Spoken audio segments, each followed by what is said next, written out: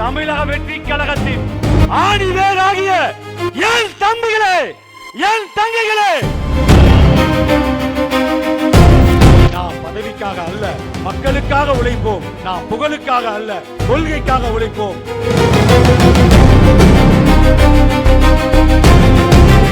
இந்த பதவியெல்லாம் வரும் போகும். தளபதி தான், தொண்டர் தான். என்னைக்குமே எந்த தேர்தல் வந்தாலும் அதில் என்ன சத்தம் கேட்க வேண்டும் என்று தெரியுமா? விசில் சத்தம் மட்டும் தான் கேட்க வேண்டும். சில முக்கிய கட்சிகள் உள்ளாட்சி மன்ற தேர்தலும் நாடாளுமன்ற தேர்தலும் வேட்பாளர் இல்லாமல் தேட போகிறார்கள், நடக்கத்தான் போகிறது. தமிழக வெற்றி கழகம் உருவாக காரணமாக இருந்த தமிழக வெற்றி கழகத்தின் ஆணிவேராகிய என் தம்பிகளே, என் தங்கைகளே, வணக்கம். இதே இடத்தில் சென்ற முறை மக்கள் சந்திப்பு கூட்டத்தில் மாண்புமிகு தமிழக முதலமைச்சர்கள் அவர்கள் உரையாற்ற போது சாதாரண ஒரு மாவட்ட செயலாளராக இங்கு நானும் உரையாற்றினேன்.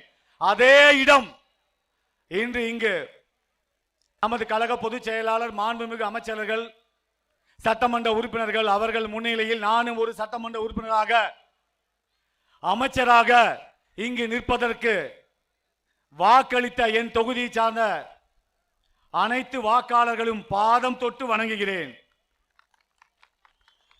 ஏன்னா இங்க விழுந்த வாக்குன்னு அடிக்கடி சொல்றதுதான். நான் தாலி கட்டிய மனைவியாகட்டும், என் தந்தையாகட்டும், தாயாகட்டும், இங்கு இருக்கும் சட்டமன்ற தொகுதியில் இருக்கும் அத்தனை மக்களாகட்டும், அவர்கள் வாக்களித்தது ஒரே ஒரு முகம் என்றால் மாண்புமிகு தமிழக முதலமைச்சர் அவர்கள் மட்டும்தான். இரண்டாவதாக இங்கு இருக்கும் நமது கழக பகுதி செயலராகட்டும், ஒன்றிய செயலராகட்டும், வார்டு செயலராகட்டும், நகர செயலராகட்டும், கிளை கழக செயலாளராகட்டும், அந்த செயலாளர்கள் எல்லாம் அந்த மக்கள் சொன்னார்கள் அவர்களோட குறைகளை தீர்த்து வைப்பார்கள் என்ற நம்பிக்கை இருந்தது. ஏனென்றால் கட்சி ஆரம்பிக்காததுக்கு முதல்லயே, ரசிக மன்றம், நற்பணி மன்றம் இருக்கிற முதலே 30 ஆண்டு காலமாக எதிர்கட்சியாக இருந்த ஒரே இயக்கம் நம்மளது மக்கள் இயக்கம் தான். அப்படி எதிர்கட்சியாக இருந்த மக்களுக்காக போராடி போராடி அந்த ஆட்சியாளர்களிடமிருந்து ஒவ்வொன்றாக இந்த மக்களுக்கு தேவையான நலத்திட்ட உதவிகளாகட்டும், அல்லது சாலை வசதியாகட்டும், சாக்கடை வசதியாகட்டும், குடிநீர் வசதியாகட்டும், அத்தனையும் கேட்டு பெற்றுக் கொடுத்தோம். அப்பொழுது அவர்களுக்கு எழுந்த நம்பிக்கை, தளபதி, கழக தலைவர், மாண்புமிகு தமிழக முதலமைச்சர் நமக்காக செய்வார். இங்க இருக்க கழக நிர்வாகிகள் சொன்னா தம்பிக்கு செஞ்சு கொடுப்பாங்க. ரெண்டு கண்களாக நம்பிதான் நம்மளை இந்த சட்டமன்ற உறுப்பினராகவும் மாண்புமிகு அமைச்சராகவும் அமர வைத்திருக்கிறார்கள். உங்கள் அனைவருக்கும் என்னுடைய நன்றியை தெரிவித்துக் கொள்கிறேன்.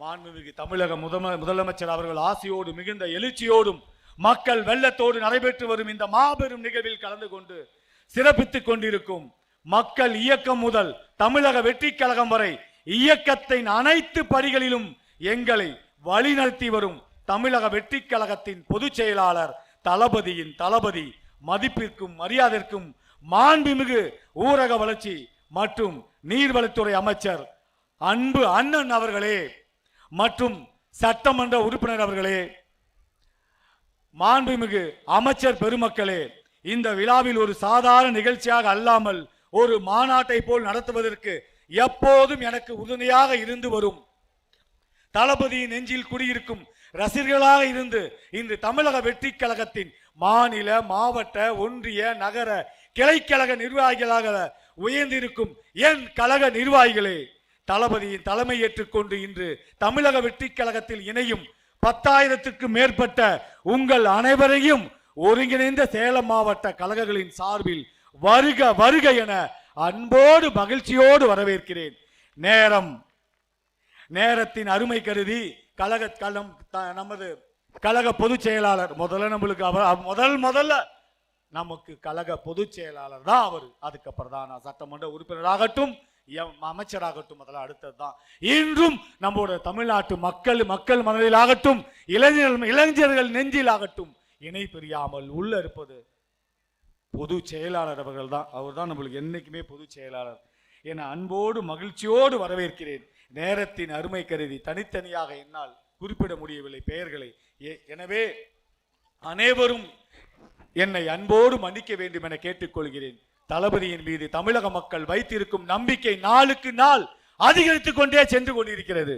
அதனால் தான் தமிழக முழுவதும் தினதோறும் புதியவர்கள் அணி அணியாக சாறை சாறையாக தமிழக வெற்றி கழகத்தில் இணைந்து கொண்டிருக்கிறார்கள். அந்த வகையில் இன்று நடைபெறும் இந்த நிகழ்வில் ஒரு சாதாரண இணைப்பு விழா அல்ல, இது சேலம் மாவட்டத்தின் புதிய அரசியல் வரலாற்றின் தொடக்கம். இன்று இந்த மேடையில் தொடங்கி இருக்கும் இந்த எழுச்சி நாளை சேலம் மாவட்டம் முழுவதும் பரவ போகிறது. அதை நீங்கள் அனைவரும் கண்கூட பார்க்க போகிறீர்கள். என்னை போன்ற எண்ணற்ற நிர்வாகிகளை உருவாக்கி வளர்த்து பொறுப்புகளை வழங்கி அரசியல் பண்பையும் இயக்கத்தையும் ஒழுக்கத்தையும் கற்றுக் கொடுத்த பெருமை நமது பொதுச் செயலாளர் அவர்களுக்கே உரியது. அவருடைய முன்னிலையில் இன்று நீங்கள் அனைவரும் நமது கழகத்தில் இணைவது உண்மையிலேயே உங்களுக்கு கிடைத்த மிகப்பெரிய வாய்ப்பு. நீங்கள் அனைவரும் அதிர்ஷ்டசாலிகள் என்றுதான் நான் கூற வேண்டும். அதற்காக உங்கள் சார்பிலும் ஒருங்கிணைந்த சேலம் மாவட்ட கழகத்தின் சார்பிலும் நமது பொதுச் செயலாளர் அவர்களுக்கு என்னுடைய மனமார்ந்த நன்றியை தெரிவித்துக் கொள்கிறேன். ரொம்ப பெருசா நிறைய பேசணும்னு இருந்தேன், ரொம்ப குறுக்கி பேசிட்டு இருக்கேன், அதனால வேகமா பேசுறேன். கடந்த 30 ஆண்டு காலமாக ரசிக மன்றம், நற்பணி மன்றம், மக்கள் இயக்கம் மற்றும் நமது கழக நிகழ்ச்சி என எத்தனையோ முறை நமது பொதுச் செயலாளர் அவர்கள் இந்த சேலம் மாவட்டத்திற்கு வருகை தந்து சிறப்பித்திருக்கிறார்கள். அந்த காலங்களில் நாமங்கள் எத்தனையோ சவால்கள் உங்க எல்லாத்துக்குமே தெரியும். இந்த இணைப்பு விழா நடப்பது அந்த டைம்ல மக்கள் சந்திப்பு விழா நடைபெறுவதும் எண்ணற்ற துன்பங்களையும் துயரங்களையும் சந்தித்தோம். எந்த வகையிலாவது நிறுத்த வேண்டும் என்று எஸ்ஓபி எத்தனை வகையான தடைகள் நம்ம அதையெல்லாம் தாண்டி சிறப்பாக நடைபெற்றது. அந்த காலங்களில் நாம் எத்தனையோ சவால்களை சந்தித்திருந்தாலும் எத்தனையோ தடைகளை தாண்டி இருக்கிறோம், எத்தனையோ இடையூறுகளை ஏற்றி இருக்கிறோம். அது அவர்களுக்கும் தெரியும், உங்களுக்கும் தெரியும். ஆனால் இன்று அதே சேலம் மாவட்டத்தில் தமிழக அரசின் அமைச்சராக அவர் வருகை தந்து இந்த மாபெரும் விழாவில் கலந்து கொண்டிருப்பது காலம் எப்படி மாறி இருக்குது என்பதை மிகப்பெரிய சான்றாக விளங்குகிறது. அந்த மாற்றத்தை உருவாக்கியிருக்கும் தமிழக மக்களுக்கும் குறிப்பாக சேலம் மாவட்ட மக்களுக்கும் என்னுடைய மனமார்ந்த நன்றியை தெரிவித்துக் கொள்கிறேன்.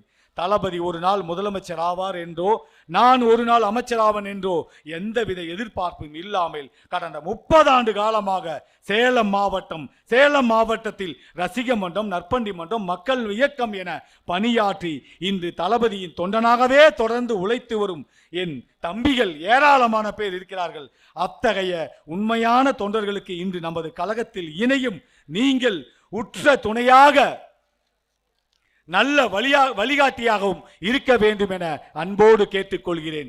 உங்கள் ஒருவரின் உழைப்பையும் உரிய அங்கீகாரம், உங்கள் ஒவ்வொருவரின் உழைப்புக்கும் உரிய அங்கீகாரம் நிச்சயமாக கிடைக்கும்.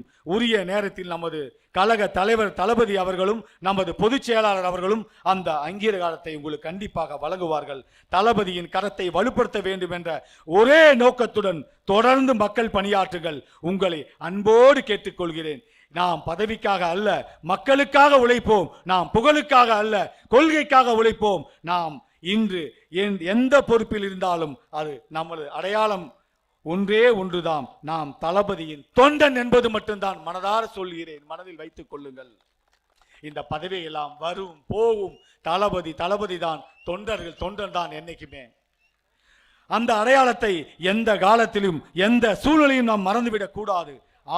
ஆளும் கட்சியாகிவிட்டோம் என்ற எந்தவித ஆடம்பரமும் அர்ப்பணிப்பும் இல்லாமல் இன்றும் தளபதியின் ரசிகனாகவும் தமிழக வெற்றி கழகத்தின் தொண்டனாகவும் வாழ்ந்து வரும் என் அன்பு தம்பிகளே, தளபதி இடும் ஒவ்வொரு கட்டளைகளை நிறைவேற்றுகின்ற நீங்கள் இன்றிலிருந்து வரவிருக்கும் உள்ளாட்சி மன்ற தேர்தல் மற்றும் நாடாளுமன்ற தேர்தல் பணிகளை தொடங்க வேண்டும் என மனதார கேட்டுக்கொள்கிறேன். நமது மக்கள் பணிகளை தீவிரப்படுத்த வேண்டும். மக்களை சந்தியுங்கள், அவர்களை குறைகளை கேளுங்கள், அவர்களோடு அன்பாக பழகுங்கள், அவர்களுடைய துன்பத்திலும் மகிழ்ச்சியிலும் உடனிருங்கள். மக்கள் நம்பிக்கையை பெறுங்கள். ஏனெனில் மக்களின் நம்பிக்கையே நமது மிகப்பெரிய பலம். நமது மக்கள் பணிகளுக்கான உண்மையான அங்கீகாரம் வரவிருக்கும் உள்ளாட்சி மன்ற தேர்தலில் நாடாளுமன்ற தேர்தலும் கிடைக்க வேண்டும். தமிழகத்தில் எப்படி தளபதியின் நல்லாட்சி அமைந்ததோ அது போலவே மத்தியிலும் நமது தளபதி நிர்ணயிக்கும் மக்கள் ஆட்சி அமைய நாம் அனைவரும் பாடுபட வேண்டும் என கேட்டுக்கொள்கிறேன். நமது தளபதி எண்ணத்தை நிறைவேற்ற வேண்டும், நமது தலைவரின் கரத்தை வலுப்படுத்த வேண்டும். இனி எந்த தேர்தல் வந்தாலும் அதில் என்ன சத்தம் கேட்க வேண்டும் என்று தெரியுமா? விசில் சத்தம். எந்த சத்தம்? என்ன சத்தமா? விசில் சத்தம் மட்டும்தான் கேட்க வேண்டும். இனி எந்த தேர்தல் வந்தாலும் விசில் சத்தம் மட்டும்தான் கேட்க வேண்டும். அதில் எந்தவித மாற்ற கருத்தும் இடமில்லை. தமிழக வெற்றி கழகம் போன்ற ஒரு இயக்கம் வேறு எங்கேயும் கிடையாது. சாதி, மதம், இனம், மொழி, பணம் ஆகிய அனைத்து கடந்து மக்களை ஒன்றிணைந்து சரித்திரம் படைத்திருக்கிறது மக்கள் இயக்கம்தான் தமிழக வெற்றி கழகம் என்பதை மீண்டும் பதிவுபடுத்த விரும்புகிறேன். இந்த 10,000க்கு மேற்பட்ட நமது தமிழக வெற்றி கழகத்தில் இணைகிறார்கள். நாளை என்ன நடக்க போகிறது தெரியுமா? சில முக்கிய கட்சிகள் உள்ளாட்சி மன்ற தேர்தலும் நாடாளுமன்ற தேர்தலும் வேட்பாளர் இல்லாமல் தேட போகிறார்கள். நடக்கத்தான் போகிறது. கண்டிப்பாக தேடி தேடி பிடிக்க போகிறார்கள். சேலம் மாவட்டம் ஒரு சிலர் கோட்டை என்கிறார்கள்.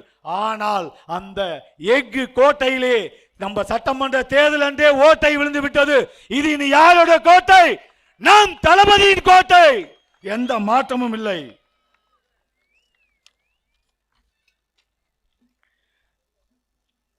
சேலம் மாவட்டம் தமிழக வெற்றி கழகத்தின் கோட்டையாக மாற்றிவிட்டீர்கள். அது தமிழக வெற்றி கழகத்தின் எழுச்சி கோட்டை, சேலம் மாவட்ட தளபதியின் கோட்டை என்று நினைவில் வைத்துக் கொள்ளுங்கள். நேரம் இல்ல, மிக்க மிக்க நன்றி. தயவு செய்து பேசி முடிக்கிற வரைக்கும் பொறுமையா இருந்து இவ்வளவு நேரம் பொறுமை காத்தீங்க. ஏன்னா 2 மணிக்கு வந்தீங்க, இவ்வளவு நேரம் காத்திருந்தீங்க. நம் மாண்புமிகு பொதுச் செயலாளர், மாண்புமிகு நீர்வழித்துறை, அந்த நீர்வழித்துறைன்னு வரவே மாட்டேங்குது. என்ன பொதுச் செயலாளர் தானே வருது. பொதுச் செயலாளர் அவர்கள் மீதும் சட்டமன்ற உறுப்பினர்கள் பேசவிருக்கிறார்கள்.